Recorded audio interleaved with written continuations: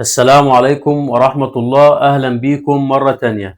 في الفيديو بتاع النهاردة هشرح لك عملي وبالتفصيل إزاي تحلل إعلان ممول على الفيسبوك باحتراف وخطوة بخطوة، لأنك ممكن تكون بتدفع فلوس وبتنشر إعلان، لكن من غير تحليل عمرك ما هتعرف الإعلان بتاعك نجح ولا فشل. لو أنت عملت إعلان ممول ومش فاهم الإعلان بتاعك ناجح ولا فاشل، يبقى الفيديو ده معمول ليك مخصوص. أنا طه سيد وهكون معاك النهاردة عشان أحلل لك الإعلان خطوة بخطوة، مش مجرد أرقام وخلاص. لا، هتفهم إيه اللي نجح وإيه اللي محتاج تعديل، يعني بدل ما تعيد الإعلان من أول وجديد تقدر تشتغل صح من أول لحظة. بعد ما فتحنا أكاونت الفيسبوك بتاعنا ودخلنا على مدير الإعلانات، هتظهر معايا النتائج بالطريقة اللي انتوا شايفينها دي. طبعا في حاجات كتير جدا انت تقدر تحلل بيها الإعلان بتاعك، بيوفرها لك الفيسبوك، بس أنا هقول لك على أهم الحاجات المهمة واللي هي تقدر عن طريقها تفهم إيه اللي نجح في الإعلان بتاعك وإيه اللي فشل وإيه اللي محتاج تعديل عندك. لو بصينا على الحملات الإعلانية بتاعتنا من مدير الإعلانات هنلاقي في هنا أول حاجة مثلا النتائج دي اللي هي بتكون بناء على هدف الحملة بتاعتك. يعني انت لو عامل مثلا حملة رسائل او محادثات، يبقى هنا النتائج اللي ظاهرة لك دي عدد المحادثات. لو انت عامل اعلان نقرات يبقى دي عدد النقرات، يعني التحويلات بتاعتك او هدف الحملة بتاعك. لو انت عامل اعلان مكالمات يبقى ال50 ده مثلا عدد المكالمات. فهنا مثلا انا عامل اعلان محادثات، فبيقول لي ان الاعلان الاولاني دي عامل او جايب لك 50 محادثة او 50 رسالة. لو انت عامل اعلان ليدز هيجيب لك مثلا عدد الارقام اللي جات لك من اعلان الليدز بتاعك. ده بالنسبة للنتائج. الحاجة التانية هنا الوصول ده يعني عدد العملاء اللي شافوا الإعلان بتاعك على الفيسبوك، يعني الإعلان بتاعك شافوا كام عميل. في فرق كبير طبعا ما بين الوصول وما بين مرات الظهور. مرات الظهور ده عدد مرات ظهور الإعلان بتاعك، يعني الإعلان بتاعك ظهر كام مرة على الفيسبوك.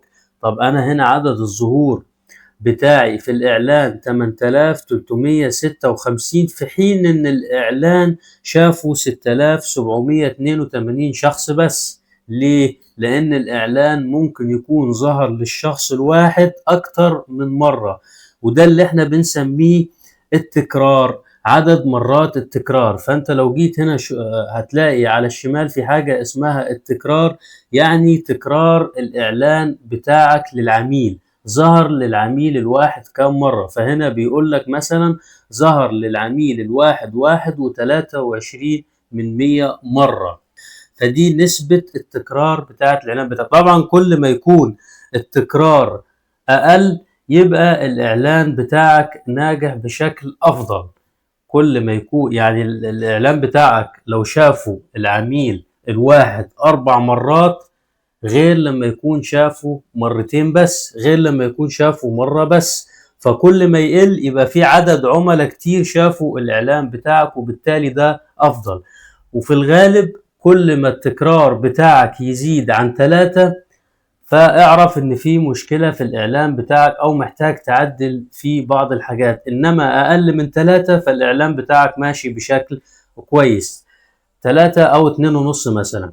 إلا طبعا في حالة واحدة بس احنا نقدر نقول إن التكرار مش هيأثر أو مش مؤثر على الإعلان بتاعي. في الحالة دي مثلا إن أنا الإعلان بتاعي هنا التكرار جاي 1.23 وسعر الرسالة جاي 5 جنيه و13. طب لو أنا عملت التكرار بتاعي هنا كان 4، بس سعر الرسالة بتاعي جاي أقل من 5 و13، أقل من المعتاد بتاعي اللي بيجيلي، وليكن جايلي 3 جنيه. في الحالة دي التكرار ما أثرش على التكلفة لكل نتيجة. في الحالة دي أنا بقول إن التكرار مش مهم عندي إن هو كبير. وده طبعا ليه؟ لأن الفيسبوك في الحالة دي بيظهر الإعلان للعميل أكتر من مرة لحد ما العميل يستجيب ويقدر يعمل نتيجة أو يقدر يعمل تحويل أو رسالة زي ما أنا محدد الهدف بتاع الحملة. هنا طبعا المبلغ اللي تم إنفاقه ده المبلغ اللي أنا أنفقته لحد دلوقتي، وده هنا التاريخ بتاع انتهاء الحملة، سواء كانت الحملة مستمرة أهو أو الحملة انتهت في التاريخ اللي قدامي ديت. في برضه هنا التكلفة لكل 1000 ظهور. التكلفة لكل 1000 ظهور يعني الإعلان بتاعي ظهر 1000 مرة بكذا. طبعا سياسة الفيسبوك عموما إن هو بيحاسبني على عدد مرات الظهور مش على النتيجة. يعني أنا لذلك النتيجة دي بتبقى متغيرة. أنا لما بعمل إعلان على الفيسبوك بيبقى الاتفاق على إن هو يحاسبني على عدد مرات الظهور. يعني هو بيظهر لي الإعلان دي ويحاسب لي إن كل 1000 ظهور حسابهم كذا، بس هو طبعا ملوش دعوة إن العميل يدخل يعمل تحويل ولا لأ. ده طبعا بيبقى بناء على الاستهداف بتاعك، بيبقى بناء على الميزانية، بيبقى بناء على المحتوى اللي انت بتقدمه، سواء او البوست او الفيديو او ايا كان نوع المنشور بتاعك. طيب دي يعتبر اهم الحاجات اللي انت بتقيس بيها او بتحلل نتائج الاعلانات بتاعتك. طيب لو ضغطنا هنا على علامة الزائد دي اللي هي اقتراحات الاعمدة التلقائية، فلو ضغطت عليها وضغطت على تخصيص الاعمدة هلاقي حاجات كتير جدا جدا جدا بيديها لي الفيسبوك انا اقدر احلل بيها الاعلانات بتاعتي. يعني في مثلا هنا التكلفة لكل نقرة أنا مش محددها، لو حددتها هتظهر لي بره. في حاجات كتير جدا جدا هو طبعا برضو مقسمها لي هنا. يعني هنا مثلا تحت الأداء هلاقي هنا الحاجات العامة والمهمة جدا اللي أنا بقدر أحلل بيها نتائج الإعلانات بتاعتي. لو جينا هنا تحت برضو هنلاقي التفاعل على منشور الصفحة. مثلا هلاقي في التعليقات على المنشور، لو أنا عايز أعرف عدد التعليقات على المنشور بتاعي. التفاعل مع الصفحة، لو أنا عايز أعرف التفاعل مع الصفحة بتاعتي. التفاعلات مع المنشور، لو أنا عايز التفاعلات مع المنشور بتاعي. لو أنا عامل إعلان عشان أجيب مثلا استجابات لمناسبات أنا عاملها، فهنا في الاستجابات إلى مناسبة، في التكلفة لكل تسجيل إعجاب، في التكلفة لكل تفاعل مع الصفحة، في تسجيلات الإعجاب على الفيسبوك.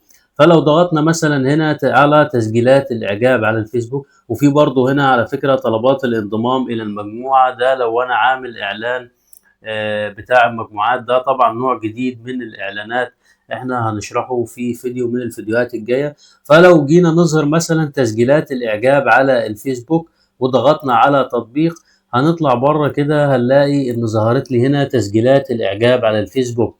فهنا مثلا بيقول لي ان الاعلان الاول دي جاب 4 تسجيلات اعجاب على الصفحة بتاعتي او على الفيسبوك. هنا مثلا مفيش، هنا مفيش، هنا مفيش. هنا مثلا تحت بيقول لي ده جاب 5 تسجيلات اعجاب.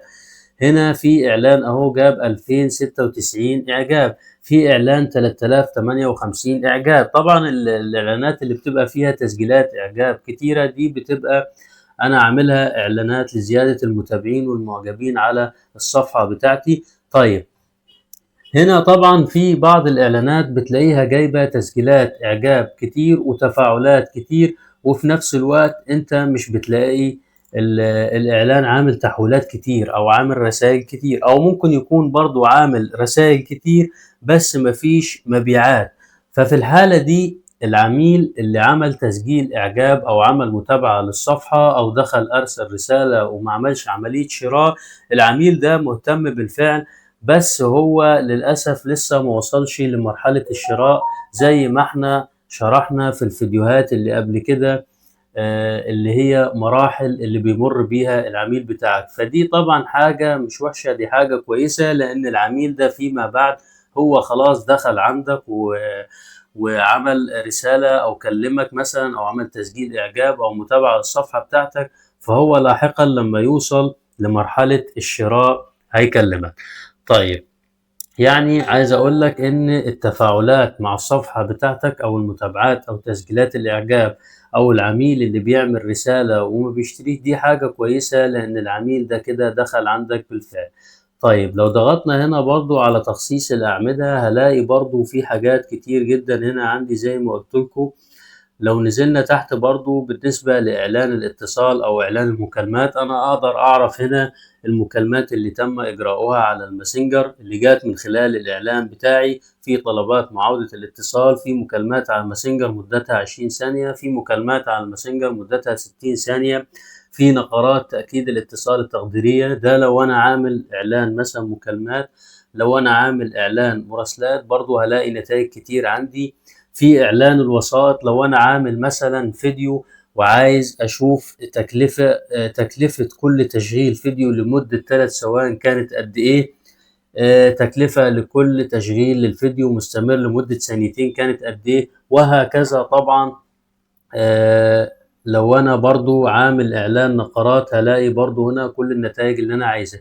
فهنا في كل انواع الاعلانات هلاقي النتائج الخاصة بيها اللي انا اقدر احلل عن طريقها الاعلان بتاعي. طيب ده كده كله احنا واقفين هنا على الحملات الاعلانية. طيب لو جينا وقفنا هنا على المجموعات الاعلانية، لان انا ممكن اكون عامل حملة اعلانية باكتر من مجموعة اعلانية، فانا عايز اشوف ايه هي المجموعة اللي نجحت معايا عشان استمر عليها واوقف المجموعة الاعلانية التانية. والكلام ده طبعا احنا شرحنا قبل كده ازاي نعمله بالتفصيل. هلاقي ان هنا برضو في نتائج اقدر احدد من خلالها اي مجموعة اعلانية هي اللي نجحت معايا، وايه المجموعة الاعلانية اللي هي كانت اقل نتائج، فبالتالي اوقف دي واشغل دي. هلاقي برضو الوصول ومرات الظهور والتكلفة لكل نتيجة والمبلغ اللي تم انفاقه، وكل الحاجات اللي احنا شفناها قبل كده في نتائج الحملات الاعلانية اللي بناء عليها بحدد ايه هي المجموعة الاعلانية اللي انا هكمل عليها الاعلان بتاعي. طيب برضو في حاجة تالتة هنا فوق اسمها الاعلانات.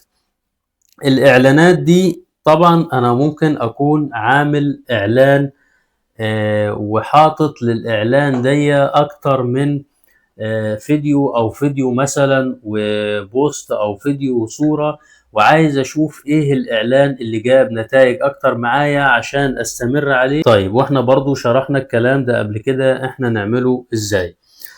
طيب في بالنسبة للنتائج بتاعة الاعلانات، في عندي هنا 3 حاجات مهمين جدا انا لازم اشوفهم. انا هظهر ال3 حاجات دول من تخصيص الاعمدة، وهلاقي هنا في تشخيص ملائمة الإعلانات هلاقي أحدد ال3 دول: تصنيف الجودة، وتصنيف معدل التحويل، وتصنيف معدل التفاعل. لو أنا ضغطت على تطبيق هلاقيهم بيظهروا لي هنا بالشكل ده. يعني إيه تصنيف الجودة، ويعني إيه تصنيف معدل التفاعل، ويعني إيه تصنيف التحويل.